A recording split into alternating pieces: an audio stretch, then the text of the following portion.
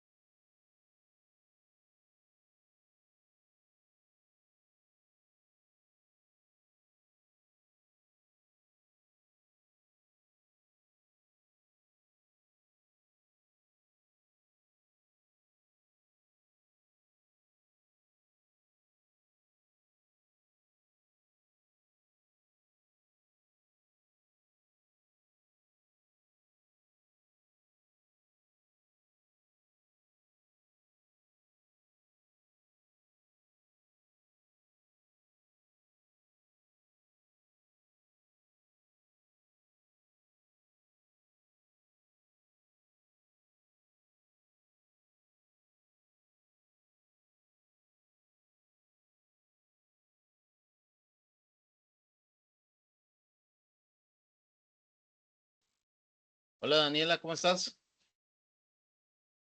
Hola, profe. Bien, sí, señor. Bueno, me encanta Daniela. Daniela, vamos a iniciar la clase. Pues sí, tus compañeros se irán uniendo luego. Te pregunto, Daniela, ¿leíste los documentos? ¿Tienes alguna pregunta? No, profe, todo clarito. Sí, todo claro. Bueno, entonces Sí. voy a compartirte voy a compartirte ¿la qué? Las diapositivas que tengo. Daniela, tú miraste que todo esté bien en la actividad anterior, que todo esté calificado, tú tienes nota, tus compañeros tienen nota, ¿todo bien? Sí, profe, respecto a sí, está ya calificada, está todo bien. Muy bien. Es que hay unos compañeros tuyos de este grupo y de otro grupo que me están diciendo que no les aparece la nota y ya están calificados, pero que no les aparece. Y eso sí ya es un problema de plataforma. De plataforma, de pronto apenas estará cargando, ¿no será? Sí es posible, y con que yo califiqué hace 8 días sábado, pero pues Sí, porque a algunos, nosotros nos reflejó relativamente ahora la calificación rápida. sí. Entonces, pues hay unos compañeros que dicen que por ahí hoy recibí un mensaje en correo que si podía que calificar a unos compañeros porque a uno le apareció y a otros no. Y voy y los miro y todos están calificados. Entonces dije, no, mira, todos están calificados el mismo día, pero pues si no apareció, ya sí es una cosa de plataforma. Y otra compañera tuya me había escrito y me dijo, y hoy me escribió y me dijo, profe, ya apareció la nota. Y yo, ah, bueno, entonces algo con la plataforma, por si de pronto Sí, alguno te seguro pregunta. apenas. Ah, Sí, listo. sí, apenas está apareciendo. Bueno, Daniel, vamos a hablar hoy de... Hola, Eliana, ¿cómo estás? Hola, buenas tardes, ¿cómo están?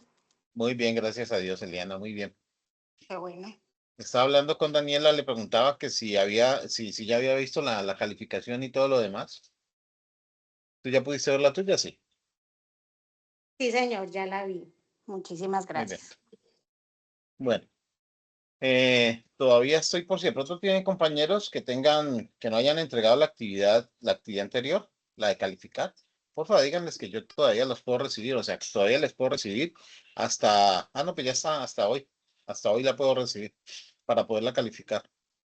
Cualquier cosa que me escriban al correo, por si de pronto se les olvidó, ¿vale? Bueno, Eliana, ¿tú sí leíste los documentos?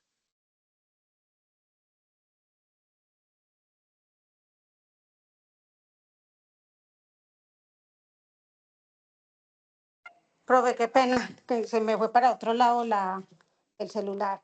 No, la verdad, profe, no lo leí. Ah, ok, muy bien. Bueno, entonces, hoy tenemos ya con esta y tenemos dos clases más, ¿no? Entonces, mira, vamos a hablar de dos cosas que son pues muy sencillas, que básicamente tienen que ver con cómo se organizan las formas de dirigir dentro de la organización. Entonces, vamos a hablar de la primera, que es cómo se toman esas directrices o cómo se toman esos KPIs, si se quiere, para poder determinar cuáles van a ser los organismos de control y cómo se van a direccionar esos organismos de control. Y eso termina creando una cosa que se llama el cuadro de mando integrado en español y en inglés el Balance Scorecard. Este proceso es un proceso que nos ayuda a medir y a entender cómo se evalúan si la organización está cumpliendo con las metas, con los objetivos, si van en congruencia, si van en línea, pero además nos ayuda a medir en dónde encontramos las falencias o cómo encontramos las falencias. Nos muestra no solamente si está fallando, sino que nos dice en dónde está fallando. Bueno, cuando usamos el Balance Scorecard o el cuadro de mando integrado. Yo sé que ustedes seguramente ya lo manejan. Daniela y Eliana, ¿de casualidad manejan un cuadro de mando integrado en la organización, en la empresa donde trabajan? Profe, en Yo mi no, empresa, la verdad, no. Eliana no. ¿Y Daniela? no, profe, tampoco. Tampoco. Muy bien. Pero más o menos tenemos un acercamiento a entender qué es el Balance Scorecard, o sea, qué es el cuadro de mando integrado.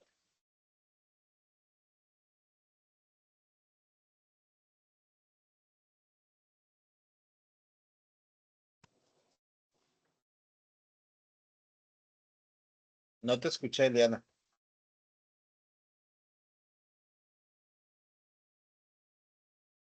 Bueno, Profe, no, entiendo. la verdad yo no lo tengo muy claro. Bien, y me imagino, Daniela. Bueno, entonces vamos a partir de cero. Dime, Daniela. Pues sí, profe, pues me imagino que es como una herramienta que permite medir los indicadores financieros y no financieros, algo así. Bueno, sí, todos, no solamente los financieros. También los de producción, los de cumplimiento, los de no cumplimiento. Entonces vamos a hacer algo, vamos a hablar un poquito sobre esto. Voy a compartirles mi pantalla entonces y voy a mostrarles. Yo creo que ahí ya la empezaron a ver. La primera diapositiva que tiene que ver con la arquitectura de la ejecución. Lo que pasa es que si la pongo así dejo de verlos y si alguien llega, entonces no podría ver si alguien aparece. Lo dejaría así. De la No, arquitectura de profe, la sí, está ejecución. bien. Ajá, bien. Tiene que ver con qué es lo que vamos a hacer como evaluación. Mira lo que les dije. Hola, Amanda, ¿cómo estás? Hola, profe, bien, ¿y usted? Bien, bien, gracias a Dios, muy bien. Amanda, estamos hablando de lo que va a ser la clase de hoy, que tiene que ver con la dirección, el concepto de dirección desde la organización, cómo se establecen y cómo se generan y cómo se controlan los diferentes KPIs, los Key Performance Index, o cómo se desarrollan esas actividades de control y ejecución y sobre todo sobre los resultados. Y vamos a terminar hablando del cuadro de mando integrado, o en el inglés, como se conoce también, muy más conocido con ese nombre, el Balance Scorecard. Entonces vamos a empezar con esto, mire, la arquitectura de la ejecución. Esto realmente es del control y del ejercicio del juzgamiento. Entonces nosotros tenemos que tener en cuenta que las organizaciones básicamente tienen que tener, pues, como un modelo básico de algunas cosas que tienen que controlar. Nosotros, para poder decidir qué vamos a controlar, primero tenemos que tener varios objetivos completos. Entonces, lo primero que tenemos que hacer es entender en dónde estamos parados en este momento, que a eso le denominamos el diagnóstico. O sea, ¿qué es lo que está sucediendo en este momento? ¿Cómo la empresa está organizada en este momento y cómo en este momento la empresa está funcionando? ¿Qué cosas tiene bien? ¿Qué cosas tienen mal? Eso lo podemos partir desde un DOFA, por ejemplo, si quisiéramos. Un DOFA muy bien realizado, un análisis serio, tal vez bajo matrices PESTEL, tal vez bajo matrices, bueno, podemos combinar varias matrices para entender cuál sería la dinámica de ese DOF. Hacer estrategias do, fa, fo, da, y establecer dentro de eso qué pudiera ser, dentro de esas estrategias, qué pudiera ser el plan de acción. Cuando nosotros establecemos un plan de acción, entonces ya estamos entendiendo el problema. ¿Por qué? Porque en las estrategias, o sea, al presentar un DOFA muy serio, bajo varias otras matrices, por ejemplo, aplicarle además al DOFA varias matrices. Entonces, una matriz, por ejemplo, rigurosa de contingencias, eh, una matriz de urgencias, de prioritarios. Bueno, podemos utilizar varias matrices. Cuando hacemos eso, nosotros establecemos qué cosas realmente son muy importantes para lo que queremos hacer. Ya sabemos que antes de poder aplicar cualquier cosa en el DOFA, necesitamos entender qué va a ser, qué es la misión de la empresa, o sea, qué es lo que queremos lograr al final, qué es lo que la empresa persigue, qué es lo que la empresa quiere alcanzar al final. Y necesitamos entender, o sea, saber sobre la visión, conocerla muy bien, pero necesitamos entender la misión,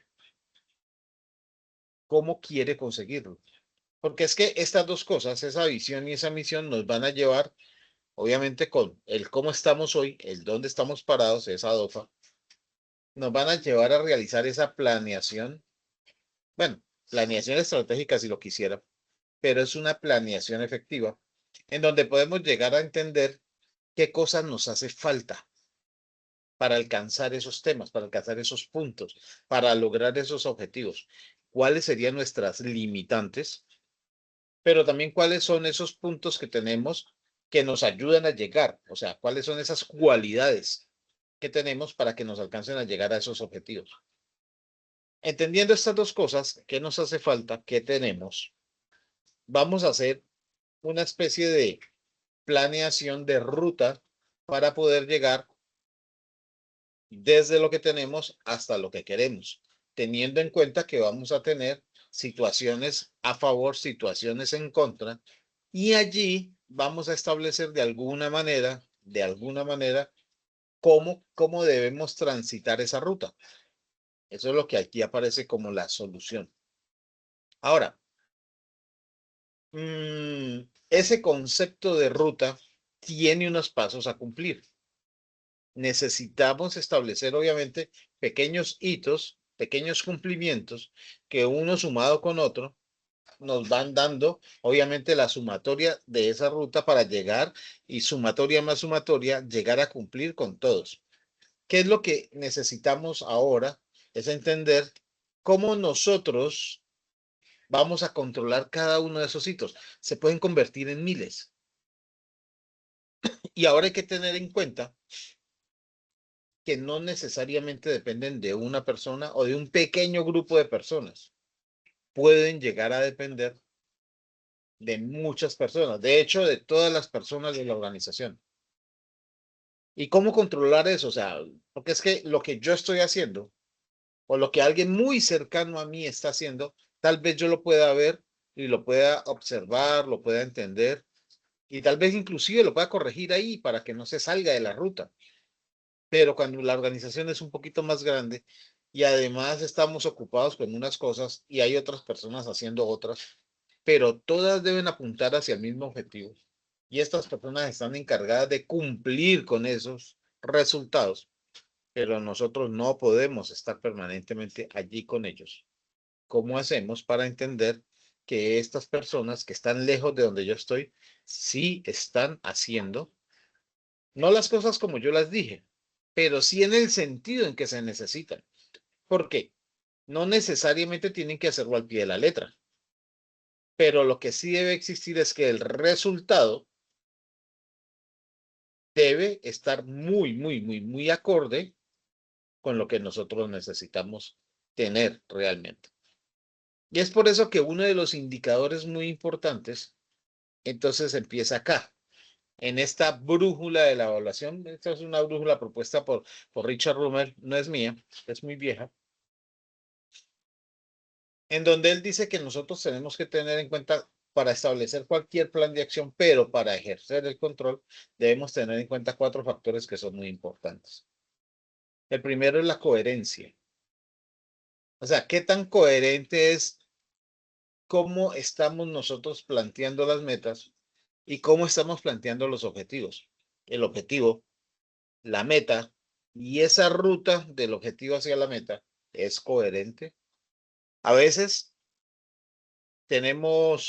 a veces yo no sé si a ustedes les ha pasado, chicas, que alguien les dice algo, un jefe X les dice algo, y luego aparece otro jefe X y les dice otra cosa.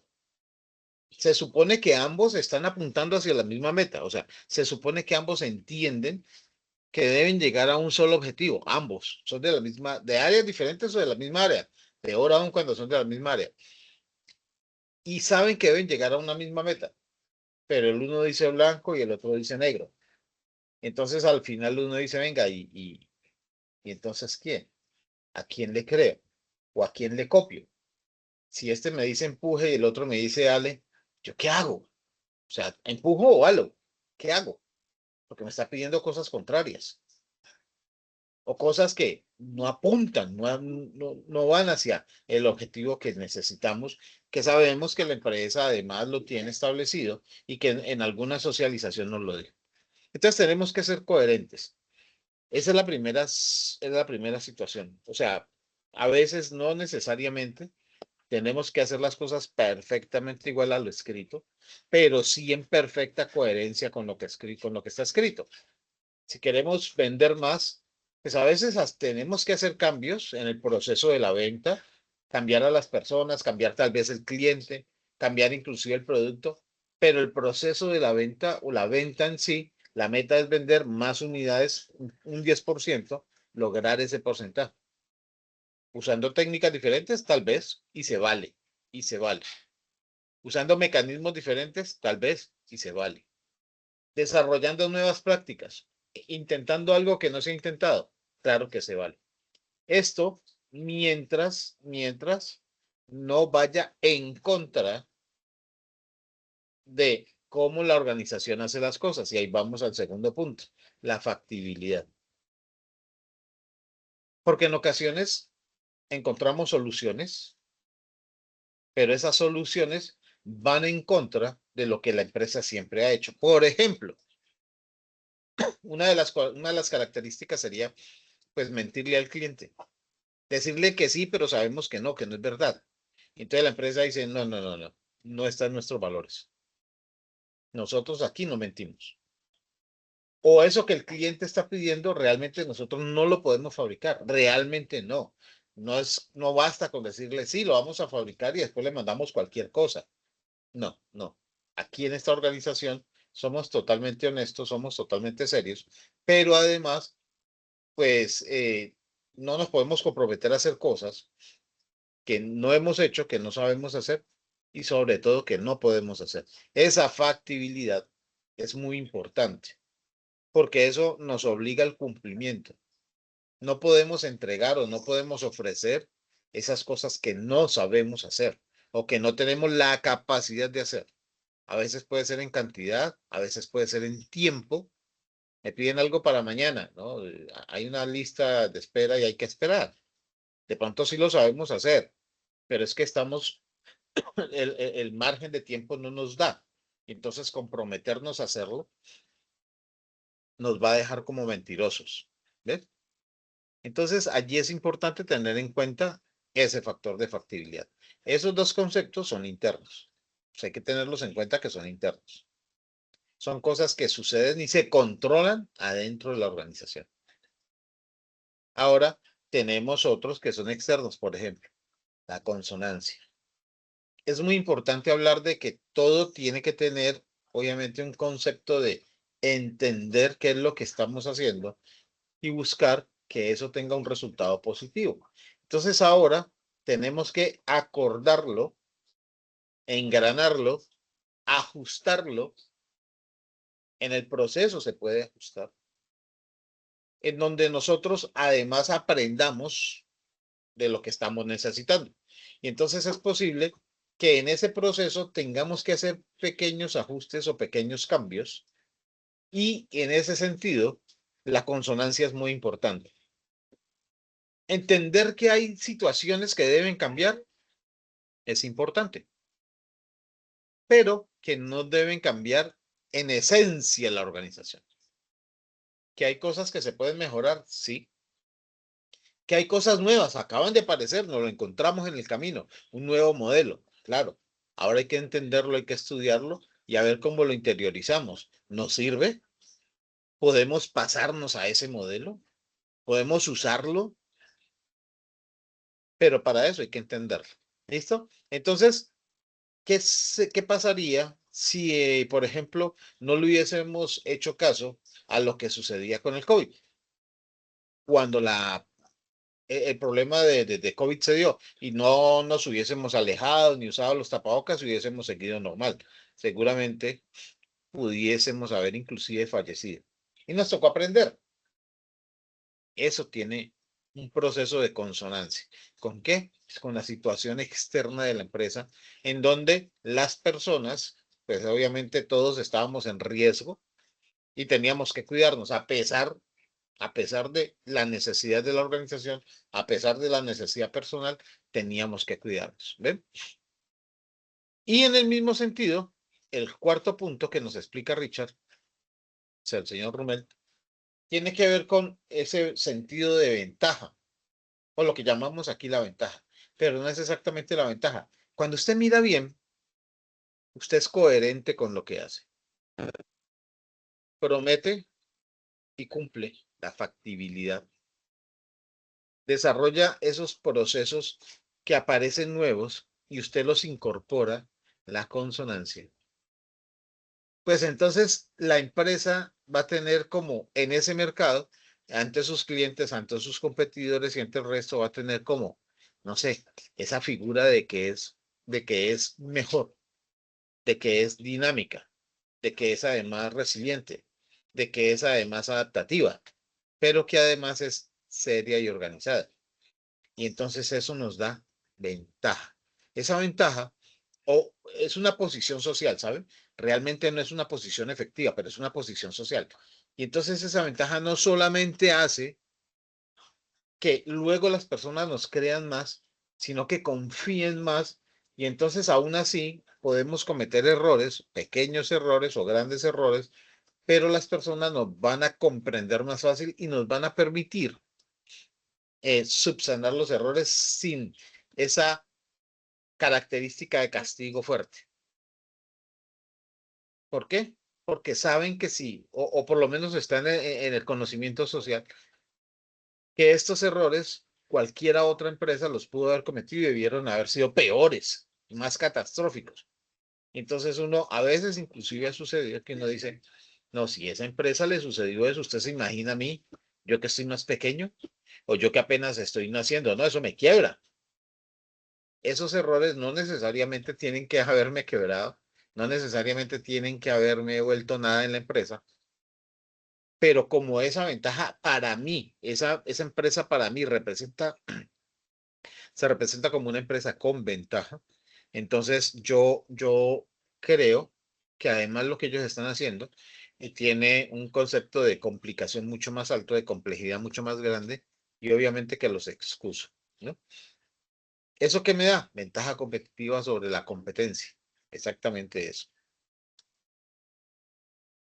Entonces, nosotros hablamos exactamente cuando estamos hablando de eso, estamos hablando de cómo nos ven afuera. Ahora, yo ya se lo he dicho muchas veces a ustedes, el hecho de lo que ven afuera es exactamente un reflejo de lo que sucede adentro. ¿Qué sucede dentro de la organización? Lo que hemos llamado aquí el ADN organizacional. Las personas entienden qué es lo que están haciendo, esa misión, para qué lo están haciendo y por qué lo están haciendo. O sea, entienden exactamente qué es lo que se quiere realizar y qué es lo que se necesita obtener. ¿Cuál es el resultado final de todo el proceso? ¿Cuáles son los resultados intermedios de los procesos? Hacer punto a punto, ¿cuál es el resultado de cada punto, por pequeño que sea, para saber cómo suma al gran total, para alcanzar esa visión, que también es necesario que la conozcan. Ahora, una cosa muy importante dentro de ese proceso es que deben entender muy bien cuáles son los lineamientos, entre qué cosas se pueden mover, qué qué tan altos son estos valores, qué tan bajos son los pisos de estos valores y en ese medio cómo se deben mover, qué tanto se tolera la mentira, qué tanto no se tolera la mentira, por ejemplo. Mentirle a un cliente, mentirle a un compañero, qué tan complicado puede llegar a ser. Entonces los valores tienen que ver con la conducta, pero la conducta se convierte en la esencia que la gente ve afuera. Cuando las personas tienen una conducta permanente y esta conducta es buena conducta, entonces afuera las personas lo van a determinar, lo van a visionar como una persona recta, una empresa recta o un conjunto de personas que además por estar dentro de la organización son rectas, que además hacen recta a la organización. Ven cómo es una simbiosis allí, en donde el uno representa al otro, pero el otro representa al uno. Entonces tiene esa característica y es necesario entenderla y es necesario que la comuniquemos. Es necesario que primero nosotros como gerentes la entendamos para que luego la podamos comunicar. Si como gerentes no la entendemos, nunca la vamos a poder comunicar. Y como cosa curiosa, pues tampoco la vamos a poder validar. No vamos a poder decirle a alguien que no está cumpliendo o que está haciendo las cosas de manera diferente si nosotros no sabemos exactamente cuál es el proceso de hacerlo, o sea, cómo lo debe hacer, de qué manera se debe reflejar para poder decirle, mire, ¿Está bien? O no, no, hay una equivocación y debemos hacer un ajuste. Entonces ya sabemos exactamente que esto debe partir desde un concepto de DOFA, básicamente desde un DOFA, pero es de un DOFA serio, ¿no? Un DOFA construido de una manera mucho más rigurosa. Ustedes ya hicieron un pequeño análisis de de una organización, ¿se acuerdan? ¿Quién me quiere acordar? ¿Qué fue lo que hicimos en la primera actividad?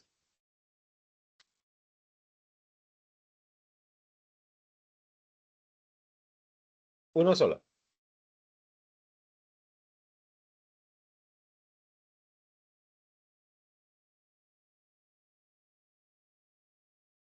¿Cuál fue nuestra primera actividad? Ojo que ya nos estamos preparando para la próxima entrega. 2 semanas exactamente, de hoy en 8 días.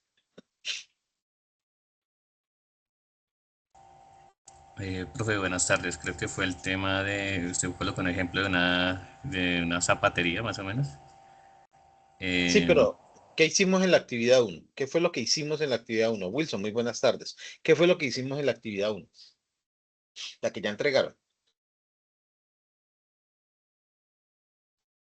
Profe, se identificó como la estructura de la empresa que se dedicaba, cuáles eran como, pues también digamos en ese trabajo se identificó cuáles eran los más grandes competentes de esa compañía. Los Digamos que fue como competidores. conocer la empresa como tal y sus funcionamientos. Y sus entornos, ¿se acuerdan? Y sus entornos. Así es. ¿Sí? Entonces, miren, cuando nosotros hablamos de conocer la empresa y reconocer los entornos de la empresa, estamos hablando de una teoría sencilla que nos explicó Michael Porter, las 5 fuerzas de Michael Porter. Si lo quieren averiguar un poquito más, así se llama, las 5 fuerzas de Michael Porter. Michael Porter habló sobre eso por mucho tiempo. ¿Qué es lo que hacen estas 5 fuerzas?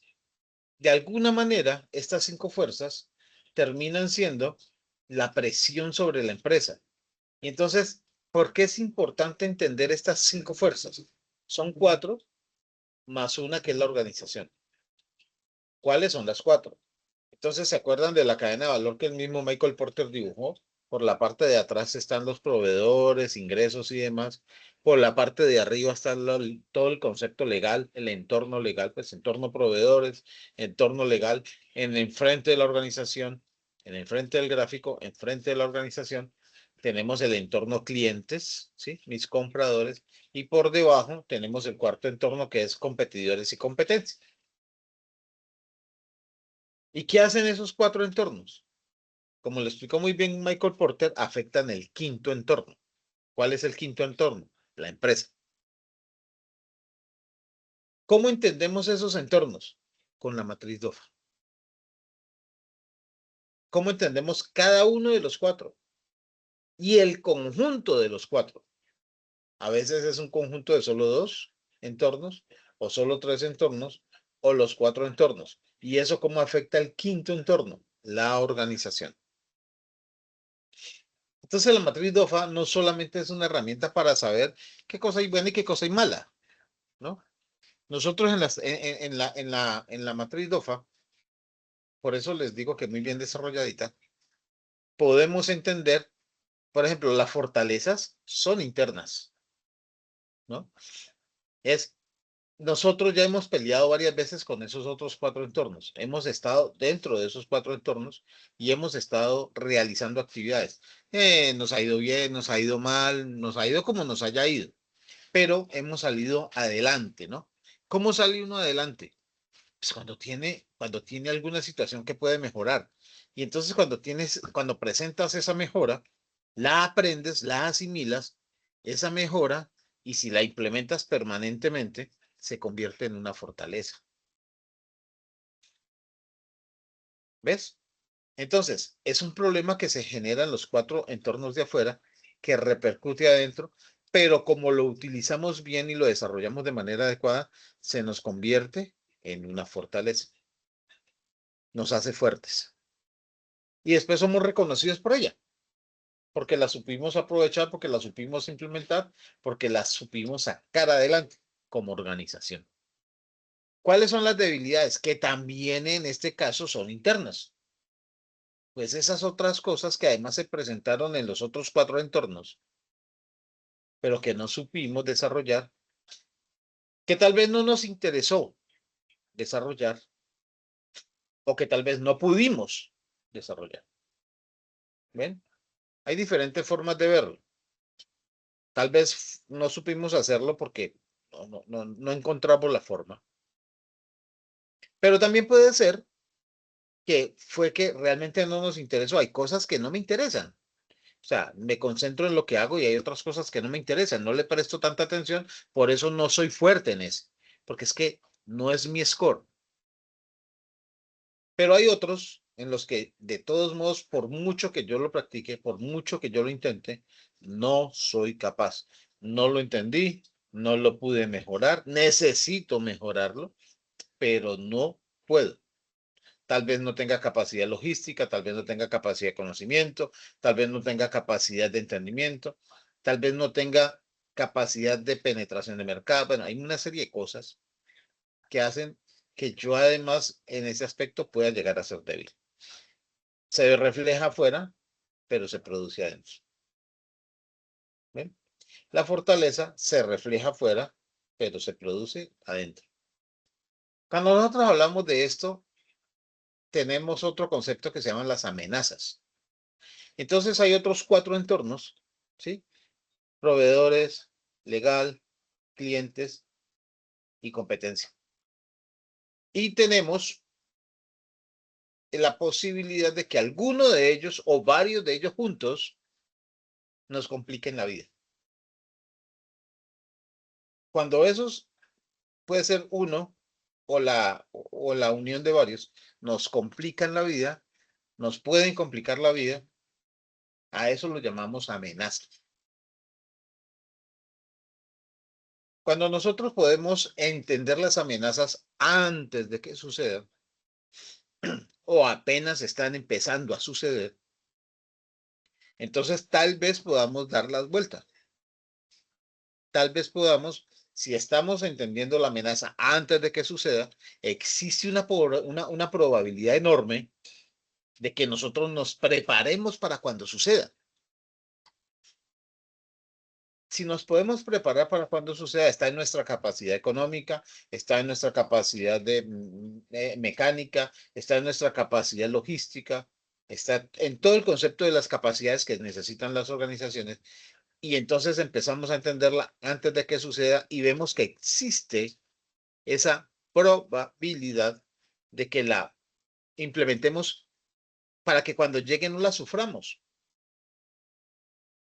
sino que la aprovechemos. Porque aquellos que no han podido entenderlo, seguramente lo van a sufrir. Para ellos todo el tiempo se llamará amenaza. Pero cuando además aparezca, ya no se llamará amenaza. Ya se llamará tal vez cierre o tal vez quiebra. Para nosotros, si la entendemos, al ver este proceso, si empezamos a entenderla, va a cambiar de nombre. Tal vez le podamos cambiar de nombre. Y entonces la amenaza la convertimos en una oportunidad. ¿Por qué la podemos convertir en una oportunidad? ¿Qué pasa si ahorita, por ejemplo, en los carros está sucediendo? Ya esto es algo que el mundo entero está hablando. Europa, por ejemplo, para el 2030, no tenemos sino 4 años para el 2030, ya no va a sacar más carros a combustión gasolina. Del 2030 en adelante es prohibido en ciertos países de Europa fabricar carros a combustión de gasolina. Nosotros tenemos 4, bueno, ellos tienen 4 años para esa norma. Los fabricantes de carros a combustible de Europa se van a esperar hasta que llegue el 2030 y decir, ay, entonces mañana no podemos hacer carros con motores y con carburadores o con full injection, porque entonces toca cerrar.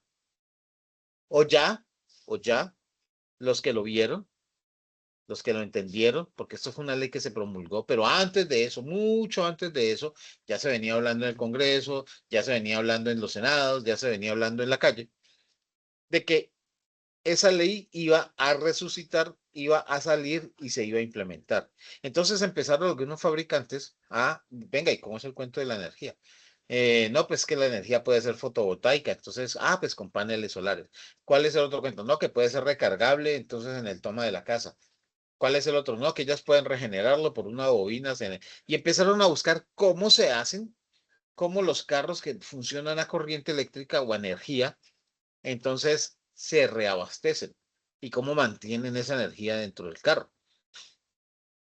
Y entendieron que el problema no eran los motores. Muchos de ellos entendieron que el problema realmente eran las baterías. Entonces enfilaron fuerzas a fabricar baterías. Hoy ya los carros están andando 300 y 400 kilómetros con una carga. Y eso es que ir desde Cali a Bogotá con una sola carga de corriente. Y se cargan en la noche, o sea, llegas a Bogotá, la conectas, la enchufas a un toma específico y se recargan en 3, 4 horas y te devuelves. Entonces ya es un carro que cualquier persona lo pudiera comprar fácilmente, claro. En este momento ya están aptos, ya están vendiendo carros que funcionan 100% con energía eléctrica.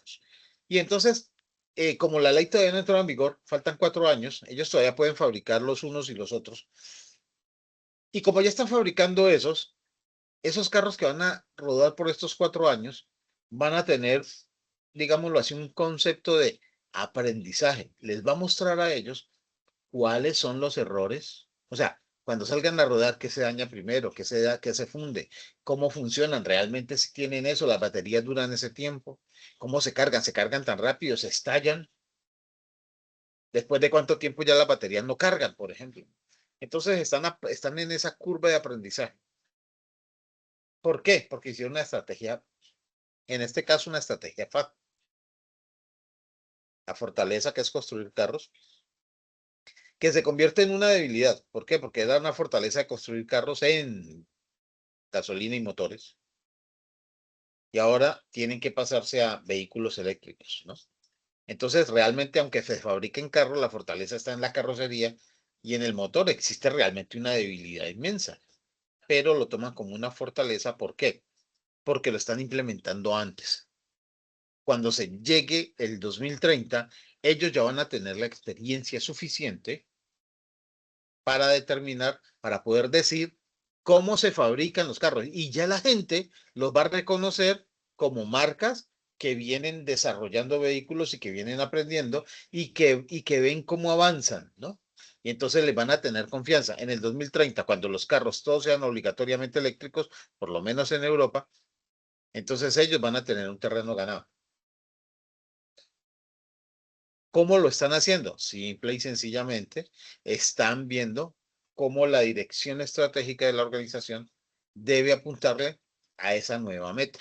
Cómo hacer el concepto, cómo desarrollar esa nueva tecnología, cómo cambiar. Miren, ellos les pidieron hacer un giro de 180 grados en las empresas.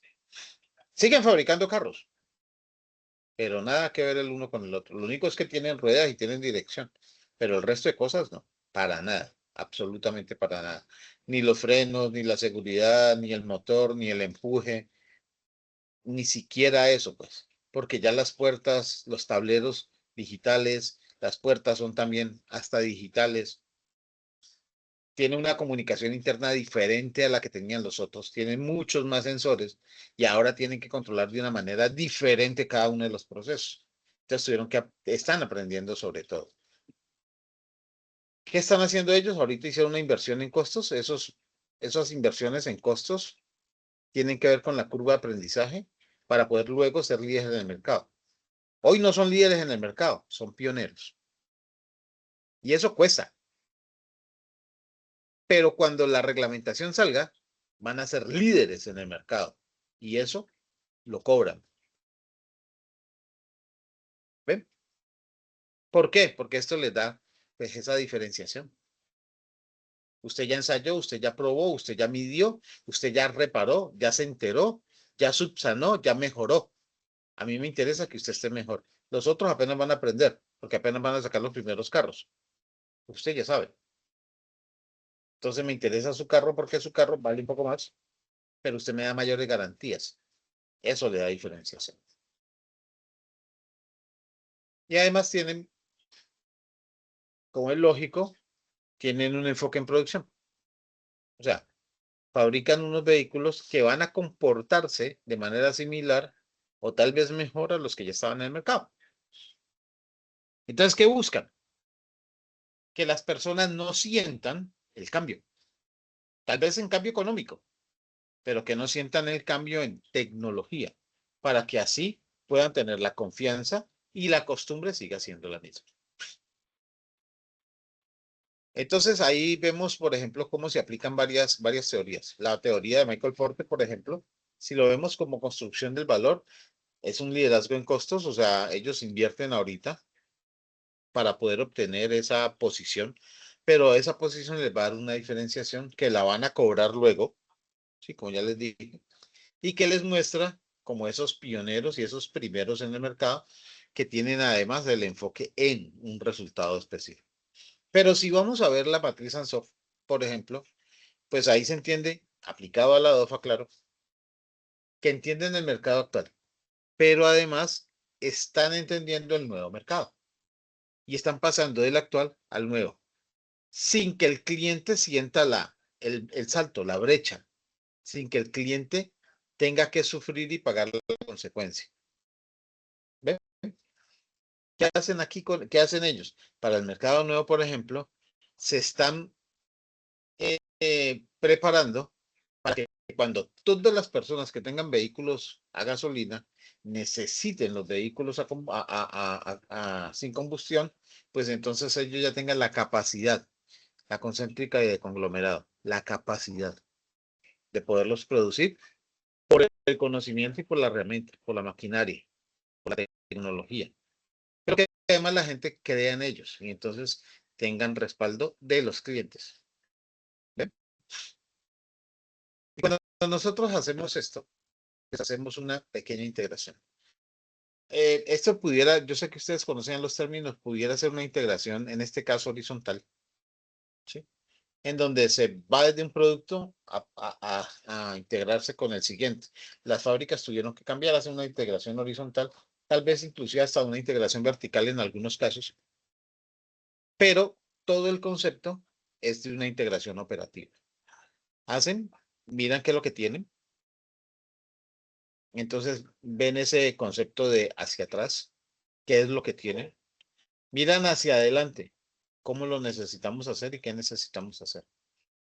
Y en ese caso, si los demás no lo ven de esa manera, pues ellos van a ser los líderes del mercado y es por eso que aparece el término absorción de competidores.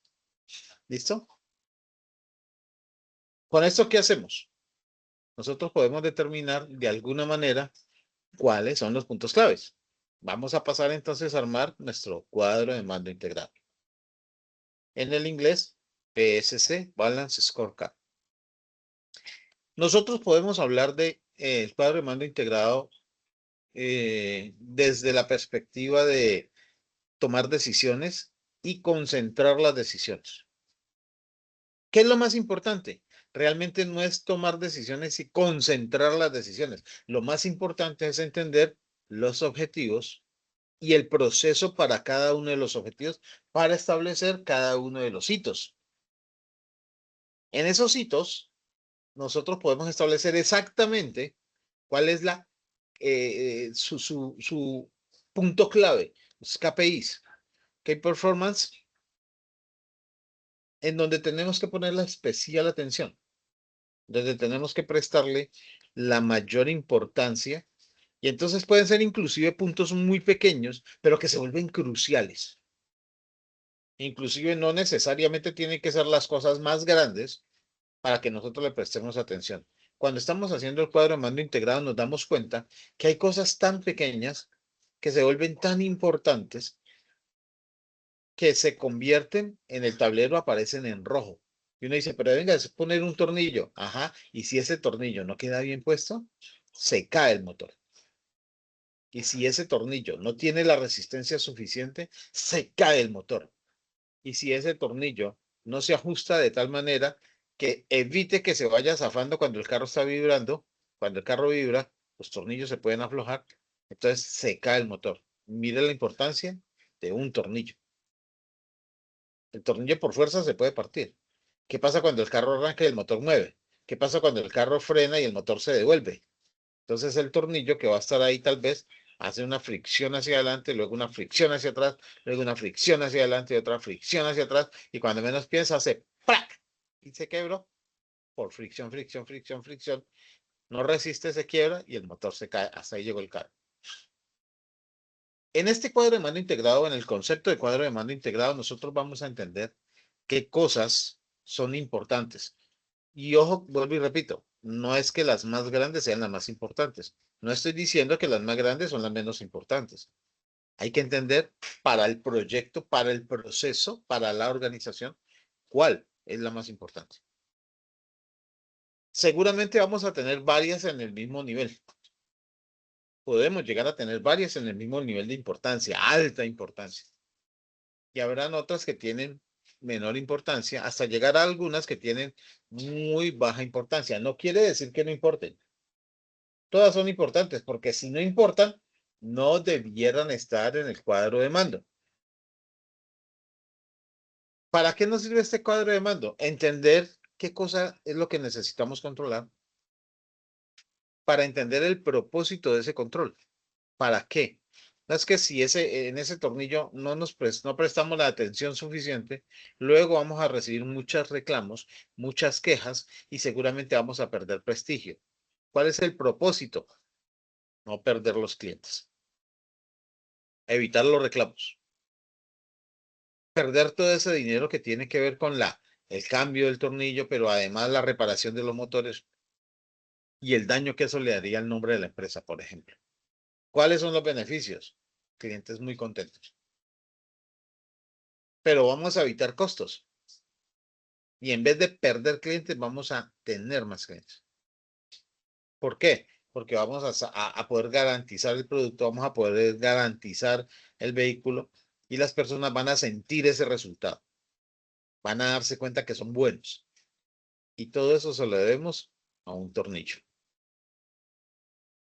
Entonces nosotros aquí tenemos que tener en cuenta pues este proceso para construir el cuadro de mando integrado. El primer paso, mis estimadas, Daniela, Eliana, Amanda, Davis y mi estimado Wilson, es entender que nosotros tenemos que comprender muy bien, y ya se los había dicho hace un ratico, cuál es la visión y cuál es la misión de la organización y cuáles son los valores. ¿Por qué? Porque esto va a determinar con qué fuerza se va a hacer el resto. Ah, no, pues esta es una empresa donde las cosas se hacen de cualquier manera y a mí no me importa. A mí lo único que me importa es que salgan carros, así se desbaraten a la salida. Después de que el cliente me los pague, se dañen ahí a la vuelta, que es problema de él. Vamos a vender carros muy baratos. ¿Eso es malo? No, no, es un mercado. Es un mercado. Y si un carro muy bueno cuesta, qué sé yo, 100 millones y yo los vendo a 10 millones, pues el cliente debe entender que hay una diferencia de 90 millones y que esa diferencia no está simplemente porque el otro quiera ganar más plata, sino porque aquí hay un concepto de calidad, respaldo, garantía, una serie de cosas, construcción, materiales, resistencias, una serie de cosas que hacen que yo venda un producto más barato o que pueda vender un producto más barato. Pero eso estaría en mi misión y mi visión, porque mi visión no siempre tiene que ser la mejor empresa reconocida por el mundo y definir en la misión, somos los mejores en fabricar y somos los número uno del mercado fabricando productos de la mejor y más alta calidad. No, nosotros podemos decir, ¿cuál es mi visión? Capturar el mercado. Tener clientes que vengan y compren cada rato. Y su misión, fabricar de una manera muy sencilla, muy económica, para que las personas compren cosas que no les cueste mucho, que les sirva un tiempo específico y que vuelvan a recomprar. Esa puede ser una misión. Teniendo eso, dependiendo de qué es lo que la empresa hace, qué es lo que la empresa quiere, yo entendiendo eso, ya establezco el DOF. ¿Qué tengo? ¿Qué necesito? Ya sabemos pues que tiene varias connotaciones, pero ¿qué tengo y qué necesito? ¿Qué tengo para cumplir con lo que quiero? ¿Qué necesito para poder alcanzar a lo que quiero? Con esto lo que yo hago es mi tercer paso y es definir la estrategia. ¿Cómo lo voy a lograr? ¿De qué manera lo voy a lograr? ¿Qué necesito hacer? ¿Qué necesito tener? ¿A quién empodero? ¿A quién le entrego qué responsabilidad? ¿De qué manera me acompaño con? ¿De qué manera dejo de acompañarme con? Son decisiones. ¿A quién le compro? ¿A quién no le compro? ¿A quién le vendo? ¿A quién no le vendo? Esas decisiones están en esa estrategia, por ejemplo. ¿Cómo utilizamos la campaña? ¿Qué campaña? Pues la campaña de marketing, la campaña de compra, la campaña de ventas. ¿Cómo utilizamos todo ese tipo de campañas? Estarían ahí en ese paso 3, la estrategia. Tienen que ir en consonancia las unas con las otras, claro. No vamos a buscar clientes de estrato 5 para venderles cosas que se quiebran en un día. Bueno, vamos a buscar personas muy exigentes para venderles productos de muy baja calidad. Entonces no nos va a servir, no hay consonancia. No quiere decir eso que siempre tengamos que buscar clientes de baja calidad. Habrán clientes de alta calidad con necesidades bajas en algún momento. Entonces habría que entender cómo se abordan estas personas, cómo se abordan estos procesos para poder ofrecerles exactamente lo que tenemos que ofrecerles sin que luego se sientan estafados. Ese concepto de lo que tenemos que ofrecerle al cliente, cómo le mostramos las cosas, cómo hacemos dentro de la organización para obtener los resultados finales, tiene que ver con los objetivos estratégicos. ¿Qué cosa se convierte en muy importante para mí? ¿Qué cosa se convierte en esencial para que nosotros consigamos los resultados? ¿Y qué cosa realmente no es tan importante? Que se puede inclusive reemplazar, no quitar, porque si la puedo quitar, porque nunca la necesité, la quito, nunca la necesité. Pero si la puedo reemplazar y no me afecta, también debo saber cuál es. Debo saber inclusive por qué la puedo reemplazar y qué tanto me afectaría si la reemplazo o no la reemplazo. Bien. En este caso, estaríamos dentro de los objetivos estratégicos. Con esos objetivos, como cada objetivo tiene su propio resultado o su grupo de resultados, voy a armar los indicadores de gestión. Entonces, tomo a las personas, venga, usted me va a producir los muebles, los que van dentro del carro. Y a este grupo le vamos a determinar un indicador de gestión y es cuántos muebles internos de vehículo produce por mes, pero en cierta calidad, en cierta cantidad y cierto tiempo. Otro de esos indicadores, dentro de ese indicador, cuánto material gastan, cuánto material necesitan, qué tiempo utilizan por cada uno, qué tiempo utilizan por todos, cuánto material necesitan en metal y de qué tamaño se los pueden producir y qué tan variables pueden ser. ¿Ve? Otra cosa es qué tan ingeniosos pueden llegar a ser, ¿sí? Si además las herramientas funcionaran mal. ¿Qué equipos necesitan y qué equipos no necesitan? Y además entender allí, por ejemplo, de qué manera pudieran ellos resolver situaciones que tal vez se puedan llegar a presentar en el proceso, sin que yo tenga que ir a solucionarlas. Entonces, ¿quiénes son las personas que pueden dar, no sé, ese respaldo, que puedan además solucionar y que puedan entender cómo se generan esos conocimientos? Eso estaría en esos indicadores de gestión. Solo de esos que hacen los muebles. Ahora hay que ponerle los indicadores a los que pintan, a los que arman. Entonces, un indicador grande es cuántos carros pintan en el mes, pero qué tanta pintura necesitan, qué tanto necesitan por cada vehículo, cuánto por metro cuadrado, cuánto por centímetro cuadrado, cuál es el tiempo que necesitan por vehículo, por pieza, por ejemplo. Porque con eso me voy a dar cuenta de, venga, estamos atrasados pintando vehículos y eso me para la línea de producción. O estamos adelantados pintando vehículos y eso me acosa la línea de producción. Ay, es que adelantarse es malo. Sí, sí, sí, puede llegar a ser malo. ¿Por qué? Porque me quedan vehículos estacionados sin tener hacia dónde ir porque las líneas hacia adelante ya están copadas, ¿no? En el otro proceso, en el proceso que sigue. Y ahora me toca establecer un sitio donde dejo las carrocerías pintadas y en ese proceso se puede rayar una con otra. Entonces me toca devolverlas para volverlas a pintar, para repintarlas y no sé si se pueda. Entonces me toca un reproceso. Por eso esos indicadores tienen que estar muy claros. ¿Qué tanto es en el mínimo tiempo? ¿Qué tanto es en el máximo tiempo? Para eso se utiliza una fórmula que ustedes tal vez la conocen. Yo quiero saber si la conocen. ¿Saben qué? ¿Conocen la ruta crítica? ¿Saben calcular la ruta crítica? Vamos, Daniela, Eliana, Amanda, Wilson y Davis. ¿Saben calcular la ruta crítica?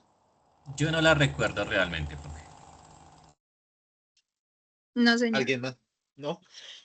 No, señor. ¿Nada? ¿Y Amanda? ¿No? ¿No la conoce? No, profe, no, señor. Les voy a explicar un poquito aquí la ruta crítica. Porque es que yo no puedo diseñar indicadores de gestión si no conozco la ruta crítica. ¿Bien? Entonces, hay un momento que es el momento de inicio. Y hay otro momento que es el momento final. Inicio es cuando empiezo a hacer algo. Y el final es cuando lo termino. ¿Sí? Hay que entender varias cosas aquí. Una es que a veces yo puedo, o sea, yo puedo ser el proveedor de alguien, pero también soy, en este caso, el proveído o, en este caso, el cliente de alguien. Por ejemplo, sigamos hablando de los carros. Digamos que yo soy pintor, la pintura. Yo tengo un momento inicial y es que me pasan el carro para que lo empiece a preparar para pintarlo. ¿Cuándo termino? Cuando el carro está pintado. Ese es mi proceso.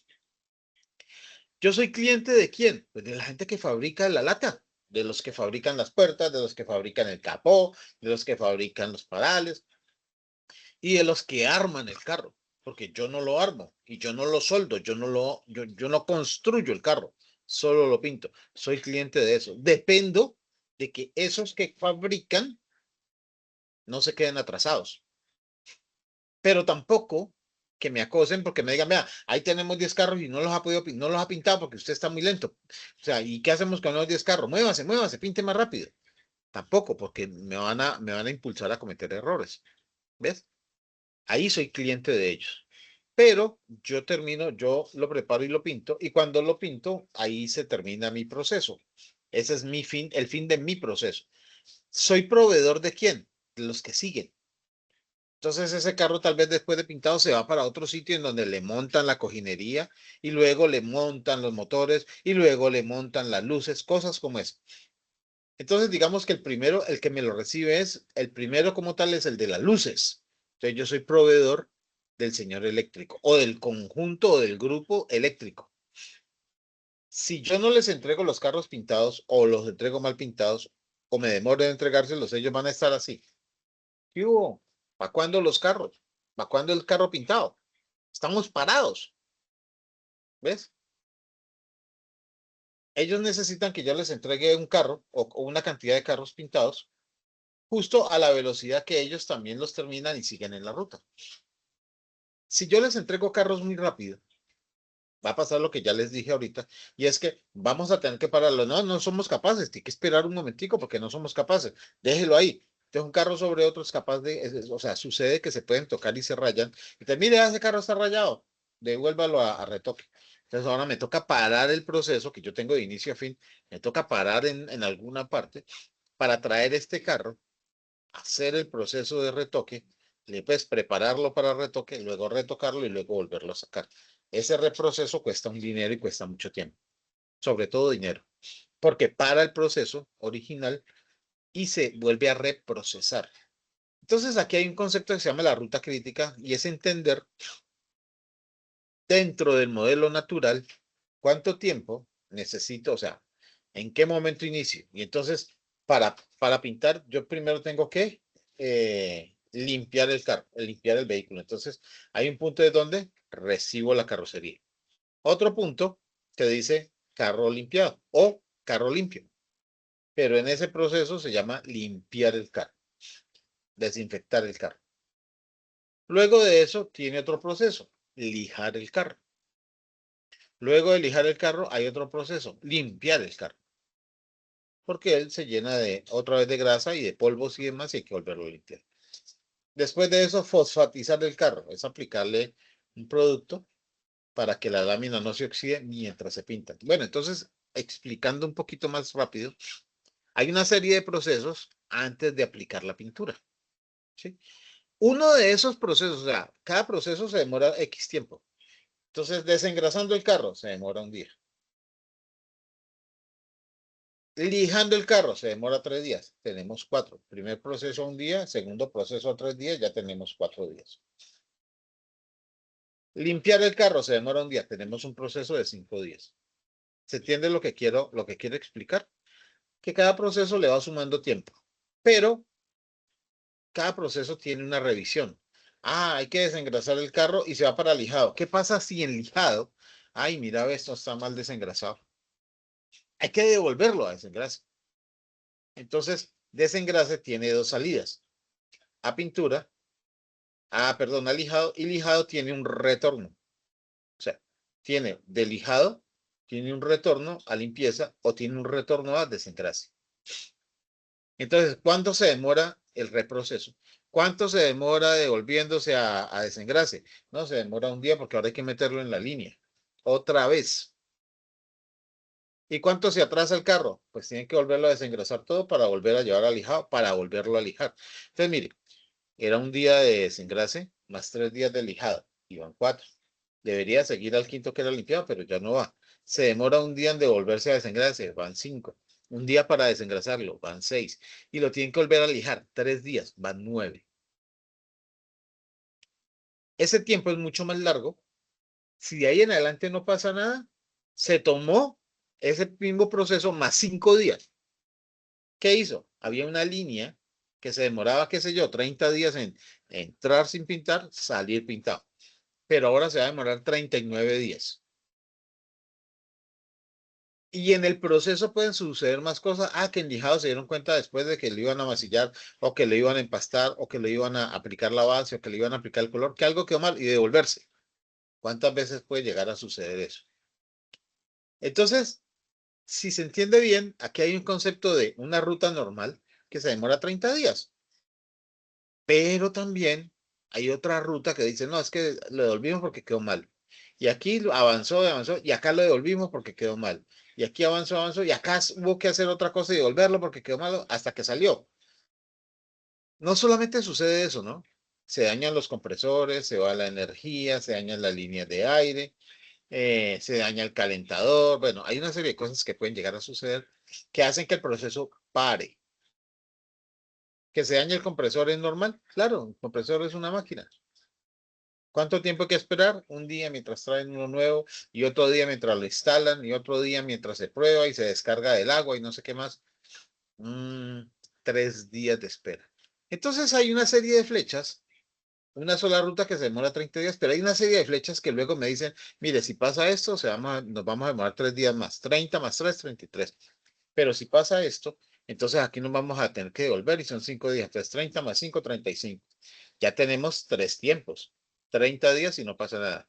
33 días si pasa este primero. 35 días si pasa este segundo.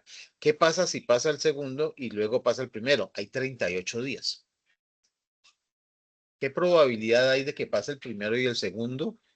Entonces, no, la probabilidad es que pase uno de los dos. Si la probabilidad de que pase uno de los dos, yo debo tomar la ruta crítica. ¿Cuál es la ruta crítica? La más larga.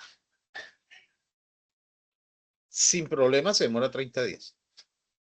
Problema A se demora 33 días, 30 más 3. Problema B se demora 35 días, 30 más 5. ¿Cuál ruta debo tomar? 35. ¿Es obligatorio? Sí. No pasó nada, salió en 30 días, me gané 5. ¿Pasó? Tengo los 35 días. ¿Ve? Esa es la que se llama la ruta crítica. No se puede establecer alegremente, o sea, yo lo establecí de una manera alegre, no se establece alegremente. Se establece de una manera seria, ordenada, entendida, pero además muy, muy juiciosa. ¿Por qué necesito el tiempo más largo? Porque puede suceder. Y entonces al momento en que pueda suceder, yo ya tengo previsto el tiempo. ¿Ves? No me va a trazar la línea de producción. Entonces ahora tengo que tener dos contingencias. Con la ruta crítica hago dos contingencias. La primera, no pasó absolutamente nada y salió en 30 días. Como yo en la ruta planeamos 35 días, voy a estar adelantado 5 días. Entonces, dentro de ese proceso, ¿cuántas carrocerías puedo hacer para acumular sin ningún inconveniente para que no se dañen?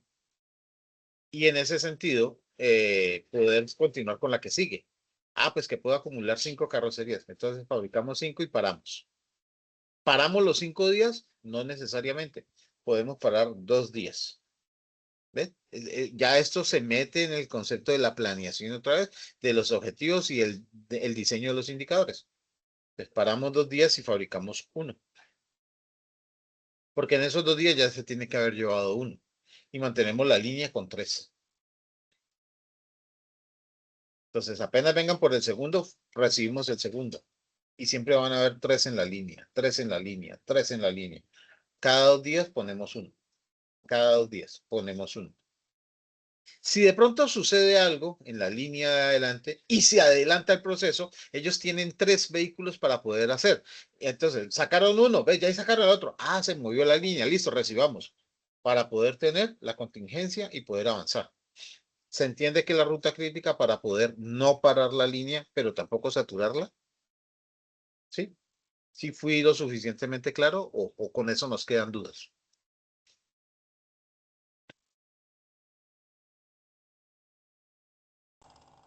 Profe, muy claro, muy claro. Con el ejemplo que todo estuvo muy bien. Vale, gracias. Voy a tomar cafecito. Entonces, ¿qué hacemos? Eso hace parte de los KPIs. ¿Quién hace más rápido? ¿Quién hace más lento? Y vamos a trabajar con la línea del más lento.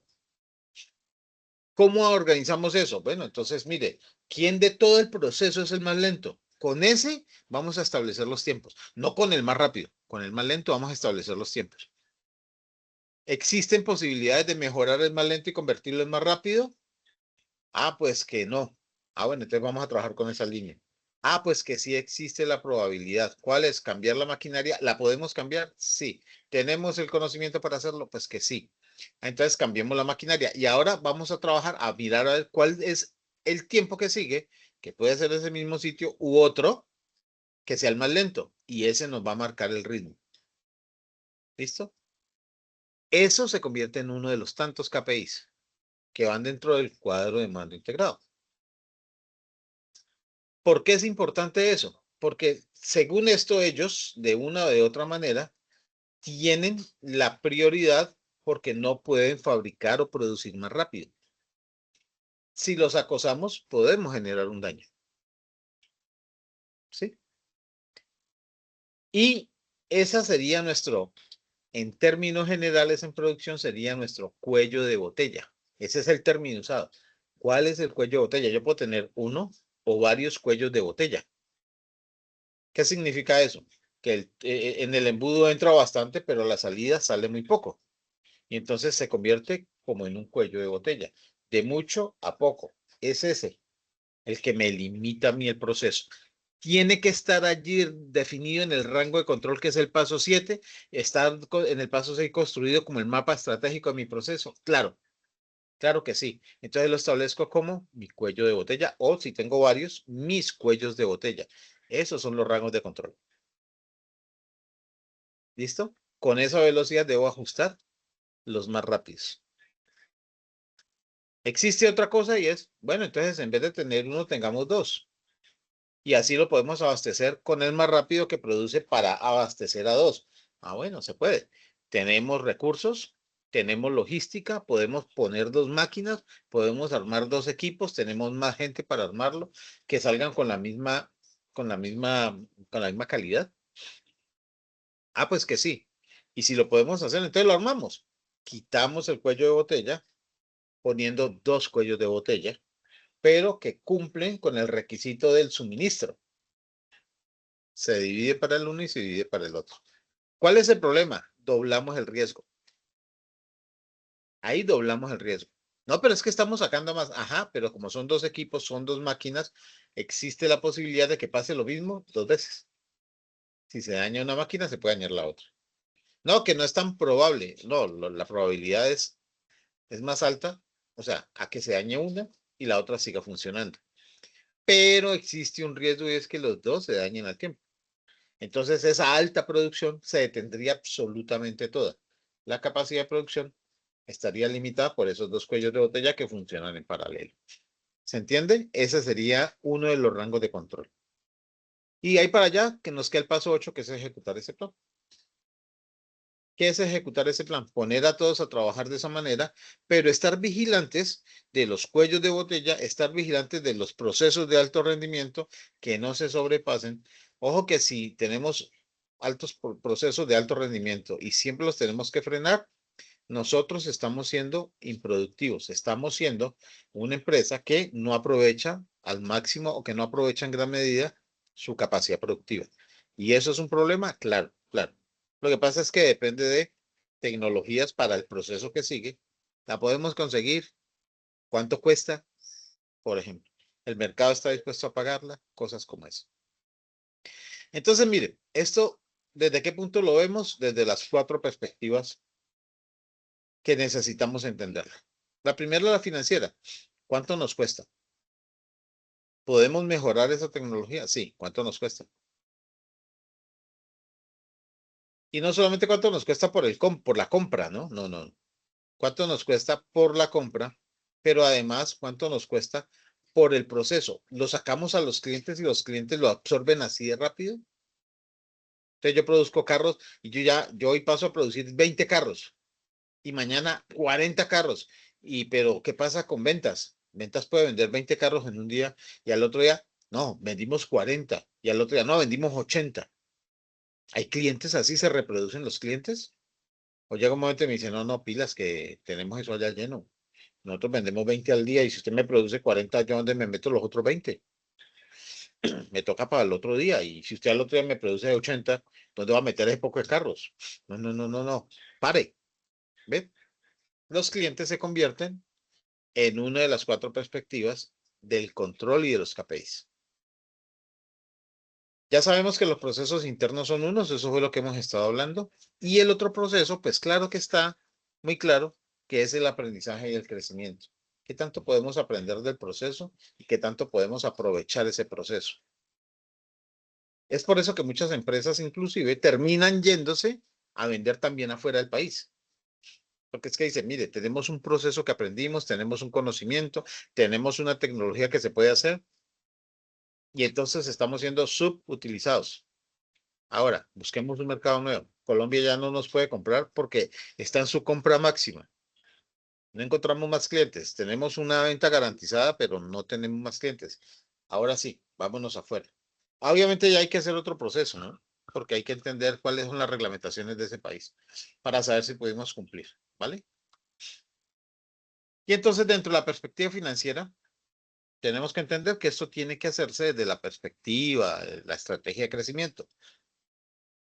Yo tengo una teoría y esa teoría explica que no todas las veces las empresas deben crecer.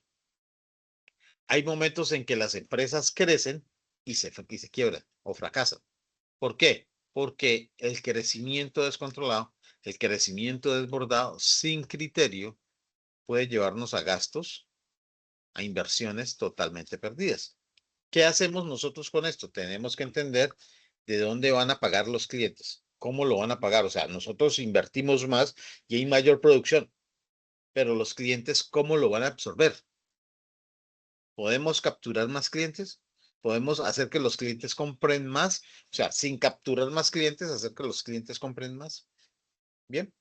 Y eso tendría que ver, por ejemplo, también en el concepto financiero con nuestra estrategia de productividad. Y es, ¿podemos producir lo mismo gastando menos plata? ¿Y cómo? Podemos de pronto, por ejemplo, volvernos más eficientes en qué procesos para gastar menos metal. En el proceso de pintura podemos ser más eficientes gastando un poquito menos de pintura, cosa que cada 10 carros, con el poquito que nos ahorremos, el 10% por cada carro. Cada que pasen 10 carros, con esos poquitos que nos hemos ahorrado, pintamos un décimo, un onceavo carro. Ese onceavo carro nos sale gratis, pero lo vendemos al precio normal allí. Eso es reducción de costos, por ejemplo. Bueno, eso ya ustedes lo entienden. Básicamente es cómo el cliente le podemos entregar esa perspectiva de referencia al producto, como liderazgo de producto, como liderazgo de mercado. ¿Qué tanto va a ver el cliente de nosotros? ¿Cómo nos va a percibir? ¿Qué debemos tener en cuenta, por ejemplo, allí para construir esos KPIs? ¿Qué tanto lo afecta el precio? ¿O qué tanto el cliente determina la compra por el precio? ¿Qué tanto determina el cliente la compra, por ejemplo, por cómo nos ve, cómo nos asocia? ¿Cuál es la relación que tenemos con el cliente? ¿Qué tan importantes somos en su vida, por ejemplo? ¿Sí? Y la otra, es que es muy importante y es qué tanto prestigio le da nuestra marca. Es muy importante.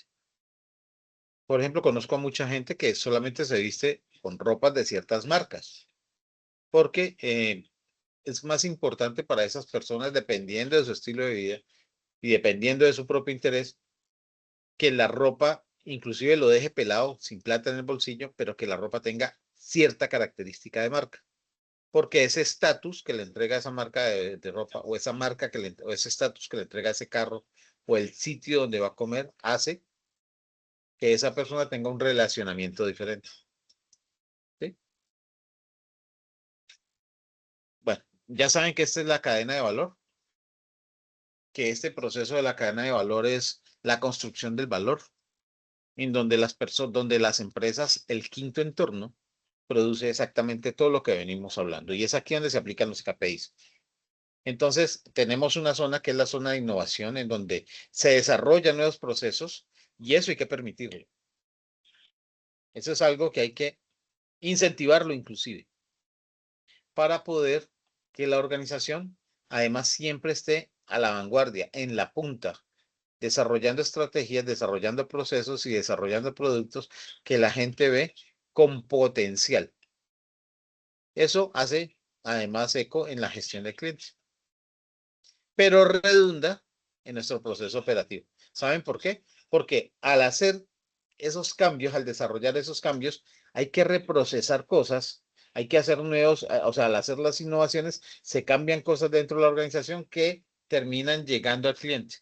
Bien, terminan llegando al cliente. Es un ciclo.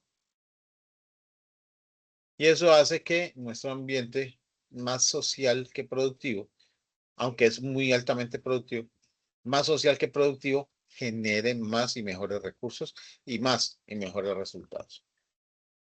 Bueno, muchachos, hasta aquí dejo de hablar. Voy a quitar esto. Tenemos... ¿Y por qué cambios? Qué raro, no. Tenemos inquietudes. ¿Nos quedó claro? Y... no quiere cerrar. Ya. ¿Nos quedó claro? ¿Fue claro lo que quise explicar? Sí, profe, de mi parte sí. Muy bien. Sí, ¿Alguien sí, más? señor. Muy bien. Yo sé que estoy hablando mucho, pero es que me toca, ¿no? Amanda, Eliana, Davis. Si no es así, no entendemos, profe. Te agradezco, hombre. Eliana, ¿todo bien entonces? Amanda, ¿todo bien? Sí, profe. Vale. ¿No hay preguntas?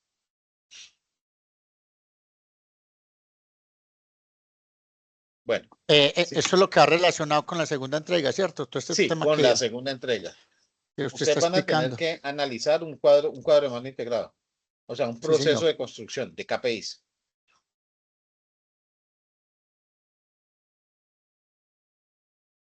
¿Listo? Acuérdense que la segunda entrega es la otra semana, ¿no? Ya se nos acerca.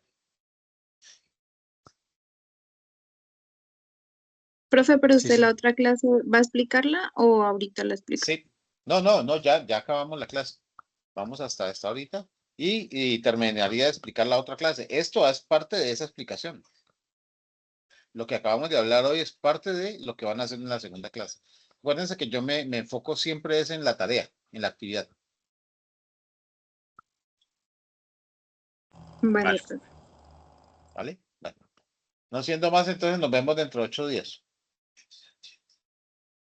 Profe Jairo, muy Está bien, que formal. esté muy bien. Muchísimas gracias. Hombre, con mucho gusto. Claro que sí, con el mayor de los gustos.